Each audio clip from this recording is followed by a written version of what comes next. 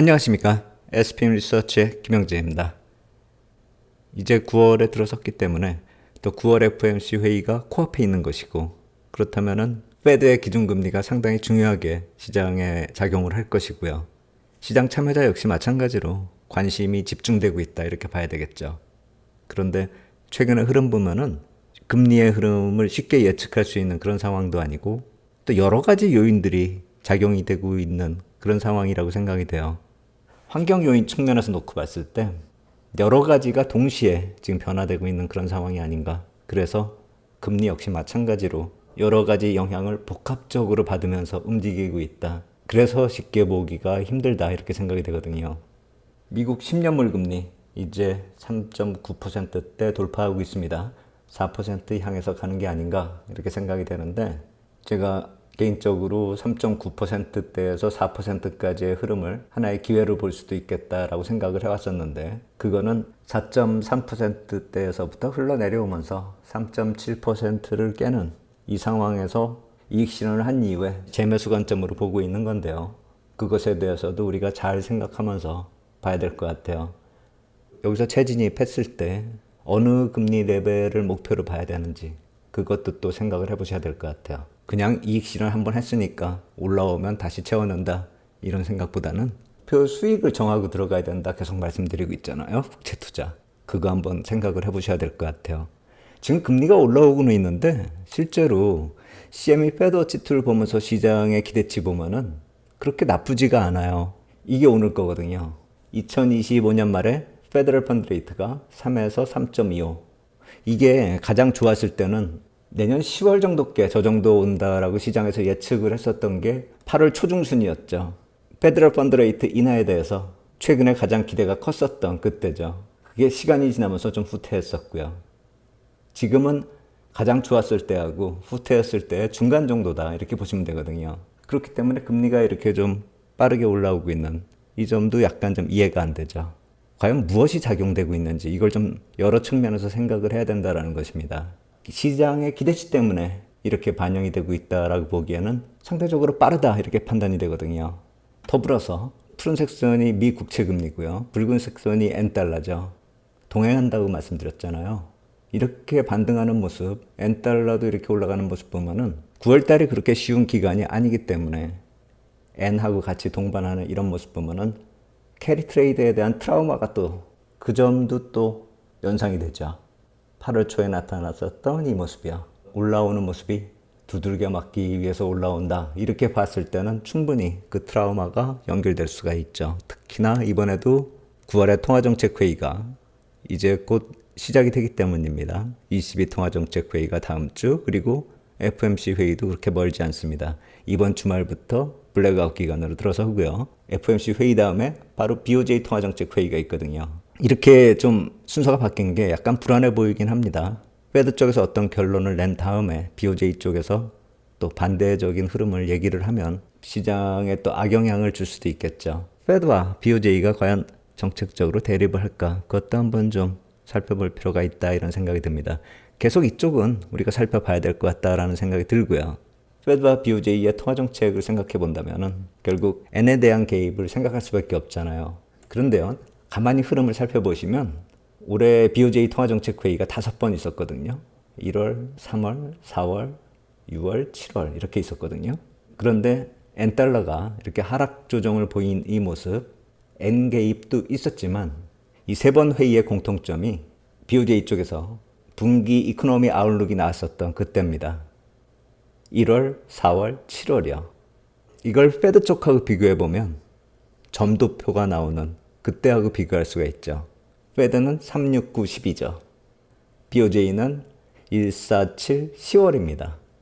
그래서 분기 아웃룩이 나올 때마다 좀 센 코멘트가 나왔었고 통화 흐름도 변동폭이 컸었다 이렇게 볼 수가 있죠. 그런데 7월 이전에는 BOJ가 시장에서 신뢰를 얻지 못했기 때문에 내리더라도 다시 올라가고 내리더라도 다시 올라가는 그런 모습으로 이어졌고요. 공교롭게도 그 중간에 있었던 통화정책회의는 저점을 기록하는 그 시기였습니다. 되려 BOJ 쪽에서 어떤 말하면 거꾸로 반응을 하는 그런 모습으로 나타났죠. 그렇다면 이번에 9월엔 또 어떻게 나타날까? 그리고 분기 아웃룩이 공개되는 건 7월 다음에 10월이다. 이렇게 볼 수가 있겠죠. 그렇다면 BOJ 시각에서 접근하면 9월보다 10월이 더 중요하다. 이렇게 볼 수가 있죠. 페드나 미국 재무부 측면에서 놓고 봐도 9월보다는 10월이 더 중요하고 제가 봤을 때도 큰 시나리오의 매듭이 10월이 중요하지 않을까 그런 생각이 듭니다. 이 통화정책 회의들 다음에 재무부 분기 리펀딩이 계획되어 있고요. 14일부터는 유동성 관련해서 프라이머리 딜러들하고 협의가 시작됩니다. 그리고 미국 대선으로 이어지고요. 그래서 금리와 경제 그리고 금리와 또 유동성과의 상관관계 이 역시 예전하고 같지 않은 다른 흐름이 지금 나타나고 있는 것이 아닌가. 일정상으로 놓고 봤을 때도 그렇고요. 산업별로 놓고 봤을 때도 이 AI 산업 때문에 그리고 경제가 계속 경제 주체별로 차별화가 나타나고 심화되고 있기 때문에 경제 지표마저도 차별화가 나타나고 있기 때문에 예전의 시각으로 절대적으로 평가하기에는 좀 무리가 있다라고 생각이 듭니다. 그렇다 해서 이 모든 일정들이 11월에 미국 대선을 목표로 해서 진행되고 있다. 이렇게는 생각 안 합니다. 그것은 또 정치하고 연관지어서 음모론적인 해석이다. 이렇게 생각이 되기 때문에 파월이나 옐런, 하물며 BOJ 우에다 총재 같은 경우가 미국 대선하고 연계돼서 의사결정을 하고 있다. 이렇게 생각할 필요는 없다라고 생각이 되고요. 저런 점은 한번 생각해 볼 필요가 있다라는 생각이 듭니다. 유동성 측면에서 미국 재무부가 대선 이후의 불확실성을 좀 생각해서 여유 있는 유동성으로 대응 가능하게끔 그런 정책은 쓸 수 있다라고 생각이 돼요. 재무부뿐만 아니라 QT에 대해서 직접적으로 거론할 수 있는 페드 역시 마찬가지고요. 그 정도를 넘어서 대선 결과에 대해서 간접적으로 개입한다. 그렇게까지 너무 또 오버해서 생각할 필요는 없지 않을까 이런 생각이 들고요. 그런 거는 또 어떤 근거를 찾기가 힘들기 때문에 항상 근거를 가지고 말씀드리는 제 입장에서는 그런 식으로 연결하는 건 약간 좀 무리가 있다 이런 생각이 듭니다. 선거 얘기가 나왔으니까 또 한번 선거 쪽도 한번 연결해서 이 금리하고 한번 생각해 볼게요. 이 마가라는 단어요. 트럼프 후보가 인용했었던 그 구호죠. Make America Great Again. 이분이 만들었다라기보다는 인용하고 있다 이렇게 봐야 되겠죠. 레이건 대통령 때부터 거론됐었던 그런 얘기라고 하는데 경제 측면에서 놓고 보면은 US 익셉셔널리즘하고 맥락이 이어진다라고 생각이 되고 결국 그게 누가 대통령이 돼도 결과는 마찬가지가 아닌가. 경제 측면에서 놓고 보면은요. 물론 산업별로는 좀 차별적으로 영향이 갈 수 있다라고 봐요. 하지만 그러한 움직임이 과거 트럼프 대통령 시절을 생각을 해본다면 과연 그렇게 산업별, 기업별로 차별화가 심하게 나타났었나 그 측면을 한번 생각해 본다면 전체적인 흐름에서 미국 우선주의는 지속된다 이렇게 보는 게 맞겠죠. 누가 되든 간에. 그래서 큰 흐름의 어떤 차별적인 움직임이 나타난다라기보다는 오히려 선거 이전에 그런 점들이 시장에 많이 반영이 되고 선거 이후에는 결국 또 비슷하게 가는 게 아닌가 전 그렇게 생각이 드는데 지금 선거 이전이니까 여러 측면에서 시장에 미치고 있는 그런 영향도 좀 살펴볼 필요가 있다라고 생각이 되고 금리도 마찬가지라고 생각이 됩니다. 여기 보시면은 트럼프 후보가 지금 50% 넘어서고 있는 그런 모습입니다. 저격 사건이 있었을 때 쭉 올라온 다음에 그 이후로 계속 내려가고 있죠. 민주당 쪽에서 해리스를 후보로 만든 이후부터 이런 모습이 나타나서 역전됐다가 다시 또 트럼프 후보가 역전하는 그런 모습. 50대 47로 폴리마켓에서는 그렇게 나타나고 있습니다. 근데 저는 경제의 영향에서 단순히 이것뿐만이 아니라 한 측면 더 들어가서 봐야 된다라고 생각이 돼요. 특히나 금리 측면에서는요. 의회는 누가 이기느냐 그걸 보는 겁니다. 공화당이 상원에서는 72%의 확률로 우세하고요. 하원 같은 경우는 38%밖에 안 돼요. 저격 사건이 있을 때 확 올라갔죠. 그리고 그 이후로 계속 떨어지고 있는데 대통령 확률 쪽을 보면 트럼프가 저점 찍고 올라오고 있는 그런 모습인데 하원은 그렇지가 않아요. 올라오질 못하네요. 결국 대통령 선거하고 하원의 결과가 다르게 나타날 확률이 크다 이렇게 봐야 되겠죠. 제가 정치 전문가는 아니니까 왜 이렇게 나타나는지까지는 정치 전문가에게 물어봐야 될 것 같고요. 저는 경제 측면에서 봤을 때 이러한 모습이 금리가 상승하는 이유 중에 하나가 아닌가. 전 그것도 또 한번 생각해 봅니다. 근거가 좀 약하지만 흐름을 놓고 보면은 공화당이 하원에서 이길 가능성하고 금리하고 비슷하게 흐르잖아요. 지지율이 쭉 내려가다가 반등하고 금리도 쭉 내려가다가 저점 만들고 반등하고 이 부분은 앵켈이 어나인딩이 나타났었기 때문에 좀 확대돼서 나타난 그런 모습이다라고 생각이 되고요. 이것까지 정치적 영향이다 이렇게 볼 수는 없겠지만 지금 나타나고 있는 금리가 저점을 만들고 반등하는 모습에는 정치적인 요인도 우리가 좀 살펴봐야 되는 게 아닌가 그런 생각도 들어요. 이 8월 후반에 트럼프 지지율도 올라가고 공화당의 지지율도 동반해서 상승하고 있잖아요. 아까 대통령 확률은 이렇게 반등하는 이런 모습하고요. 하원에서도 공화당이 좀 반등을 하고 있는 이런 모습이요. 대통령과 의회를 동시에 장악하면 재정 확대하는데 큰 무리가 없겠죠. 그렇다면 국채 시장에 부담이 당연히 갈 테고요. 그게 금리 상승으로 이어진다. 이렇게 해석도 가능하죠. 그렇다면 달러는 왜 저점 찍고 올라가느냐 이렇게 놓고 봤을 때 국채 시장 부담될 만큼의 재정을 확대하면 인플레이션이 우려가 되고 금리 인하는 당연히 트럼프 당선 이후에 지연이 될 수밖에 없고 그렇다면 트럼프 이후에 오히려 달러가 강세로 들어선다. 이런 로직을 만들 수 있죠. 물론 최근에 금리 상승하는 모습이 단순히 이 요인 때문이다 이렇게 말씀드리는 게 아니라 이런 요인도 어느 정도 작용을 할 수 있다. 그리고 향후에 만약에 대통령과 의회를 동시에 장악하는 그런 모습 그게 트럼프가 됐던 해리스가 됐던 동시 장악하면은 금리가 올라갈 수 있는 그런 모습으로 나타나는 게 아닌가. 정치적인 측면에서는 그러한 관점으로 금리를 보고 싶습니다. 금리에 미치는 이런 정치적 영향 말고 가장 큰 거는 아무래도 페드의 피벗이죠. 통화정책 피벗이요. 그것이 페드로 끝나는 게 아니라 재무부 쪽으로 연결될 조짐이 나타나고 있다는 점, 그 점도 보셔야 될 것 같아요. 제가 기준금리하고요. 10년물 금리가 어떻게 상호작용을 했는지 과거 금리 피벗이 나타났을 때 그때하고 좀 비교하려고 붉은색 페더럴 펀드 레이트하고요. 10년물 금리를 푸른색 선으로 이렇게 만들어 봤습니다. 이 피벗 전후해서 2019년에 큰 폭으로 움직이죠, 금리가. 그리고 다시 금리가 반등을 하려고 그랬었어요, 이때. 2019년도에. 경기가 반전되는 그런 흐름이었거든요. 그런데 팬데믹이 터진 거죠. 그래서 페더럴 펀드 레이트가 제로로 들어서고 10년물 금리가 따라간 것이고요.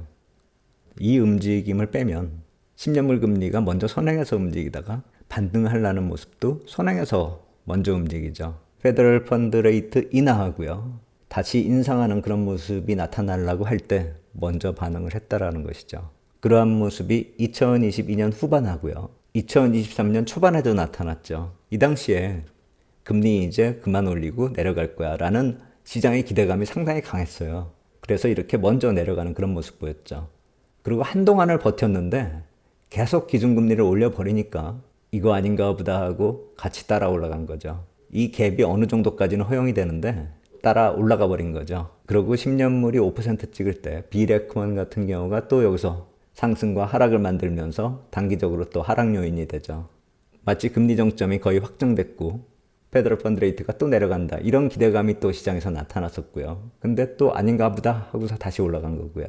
그래서 이런 피벗에 대한 기대감은 항상 먼저 반영이 되는 그런 모습이고 그게 아니다 싶다면 다시 반작용이 나타나는 그런 모습이고요. 그렇다면 페더럴 펀드 레이트가 올해 말에 4% 이 선이에요. 그리고 내년에 한 3%다. 이렇게 가정을 한다면은 이 붉은색 선이 여기까지 내려온다는 거죠. 이게 여기까지 따라 내려올 수도 있겠죠. 올해 말에 4%라고 한다면 여기서 좀 더 빠져주고 3%를 향해서 가는 것이고 그렇다면 내년에는 3% 부근에서 반전이 나타나서 상승을 시도하는 게 아닌가. 좋게 봐도 그렇게 볼 수 있는 것이고 만약에 아까 말씀드렸듯이 선거 결과에 따라서 금리가 상승하는 요인이 있다라고 한다면 더 빨리 먼저 올라갈 수도 있겠죠. 그리고 또 하나 지난번 방송에서 말씀드렸듯이 위기가 나타났을 때 미국 재무부에서 중장기 국채 위주로 발행을 했고 페드가 또 그걸 많이 인수했고 하면서 페드 자산의 듀레이션이 길어졌고 그럼으로 인해서 실제 시장 금리가 내려갔다. 이런 평가를 내리면서 이제는 그 반대로 가야 된다라는 그런 주장이 나오고 있죠. 이건 지난번 분기 리펀딩 때부터 나온 얘기고요. 이번에 페드 쪽에서도 또 이런 자료들이 나오고 있고 제가 지난번에 이 자료를 말씀드렸고 이 이후에도 추가적인 자료가 나왔는데 그거는 이번 주에 다시 말씀을 드리도록 하겠습니다. 오늘은 전체적인 흐름을 좀 본다는 차원에서 보시면 될 것 같아요. 추가되는 그 자세한 내용은 따로 말씀을 드릴게요. 여하간에 이런 반전 효과가 나타난다라는 것 자체가 정책의 피봇이 구체적으로 자산에서 보유하고 있는 국채의 듀레이션을 줄이는 그 모습까지도 영향을 미친다라고 한다면 이제는 이 이유 때문에 내려갔었던 한 1%의 금리가 다시 올라올 수도 있다라는 그 측면에서 봐야 되죠. 그렇다면 10년물이 선행해서 움직이는 이 모습은 페드가 영향을 준 것이다 이렇게 볼 수도 있는 것이고 10월 분기 리펀딩을 지나면서부터는 1% 정도 뛸 수도 있다라는 개념으로 보셔야죠. 그렇다면 어떻게 봐야 될까요? 금리 레인지를 올해 4%가 저점, 내년에 3% 저점의 페더럴 펀드 레이트 기준을 놓고 볼 때 그것보다 더 하향해서 내려가는 게 아니라 점진적으로 올라갈 수 있는 그 의미를 봐야 되겠죠. 보통 페더럴 펀드 레이트가 내려갈 때는 같이 동행해서 내려가고 금리를 인상시키기 시작할 때 선행해서 10년물이 움직였지만 이번에는 국채 듀레이션을 조절하면서 국채 듀레이션을 조절하기 때문에 텀 프리미엄 자체가 바뀐다라는 것이죠. 그렇기 때문에 나타나는 금리 상승도 생각을 해봐야 되고 초반에 말씀드렸었던 10년물 금리의 상승은 정치적인 면뿐만이 아니라 이러한 점도 영향을 미치고 있다 이렇게 봐야 되겠죠. 그리고 그러한 듀레이션 변화가 QT 테이퍼링을 적용하기에 페드의 스탠스가 좀 더 쉬워진다라는 점에서 놓고 보면은 예전에 QT 테이퍼링을 실시할 때 기본적인 관점 슬로우 for longer, running smoothly 이게 이제는 언제든지 QT 속도 조절을 가능할 수 있게끔 스탠스가 바뀐다라는 것이죠. 예전에는 QT를 하긴 하되 아주 길게 천천히 줄인다 이 개념이었다라고 본다면은 이제는 언제든지 테이퍼링 강도를 강하게 할 수 있게끔 실질적인 준비를 하겠다 이렇게 볼 수가 있는 것이죠. 그것이 향후에 국채 발행 계획에 영향을 줄 수 있다라는 것이고요. 미국 재무부 쪽으로요. 이 경우에는 미국 재무부가 중장기 의무를 확 줄일 수는 없기 때문에 중장기 발행 물량은 어느 정도 상대적으로 좀 약하게 한다 할지언정 페드 쪽에서 QT 테이퍼링을 하면서 금리 상승 요인으로 작용이 되겠죠. 하지만 유동성은 증가된다라는 그 개념이고요. 그리고 기준금리는 중장기적으로 하락한다라는 시그널을 주기 때문에 금리 상승은 어느 정도 탄력을 막을 수가 있겠죠. 페드하고 재무부는 이미 그 계획으로 들어섰다 이렇게 볼 수가 있는 것이고요. 그렇다면 이분 입장에서는 어떻게 생각할까요? 페더럴 펀드 레이트 내린다고 국채 금리가 내리냐? 아니다. 내가 국채 발행 물량 조절하고 그것에 따라서 페드의 피봇의 강도가 결정이 된다. 내가 내린다고 해야 내리는 거다. 그렇게 얘기하고 있다. 저는 그렇게 생각합니다. 이미 이 두 분은 얘기 끝냈다라고 생각이 돼요. 그리고 시장과의 소통으로 들어섰고 기준금리 피벗은 정해졌다 이렇게 봐야 되는 거잖아요. 그렇다 해서 국채 강세, 금리가 강하게 내려간다. 그것은 미국 경제가 아주 망가지는 그런 리세션 나오기 전에는 쉽지 않은 얘기가 되지 않을까 그런 생각이 들어요. 그래서 내년 상반기에 저는 리세션이 시작된다라고 생각이 되고 그때가 자산시장의 조정의 강도가 결정이 된다 이렇게 보는데 그 이전에 이분들이 또 시장에 시그널을 준다라고 생각이 돼요. 이번 10월에도 긴 시나리오의 결론이 이분들에 의해서 정해지고 있고 윤곽이 나타나고 있다 이런 생각이 듭니다. 피벗은 정해졌지만 국채 금리 쉽지 않은 경로가 될 것이다 이렇게 생각이 되고 마찬가지로 그렇기 때문에 국채의 흐름에 대한 시각도 여러 가지를 감안해서 신중하게 가늠해야 될 것이다 이렇게 생각이 됩니다. 제가 관련돼서 실업률하고 관련된 자료들이 또 나오고 있어요. 점차 페드 쪽에서 소통을 강화하고 있기 때문에 그런 자료들 또 모아서 다시 말씀드리도록 하겠습니다. 오늘 여기까지 하도록 하겠습니다. 감사합니다.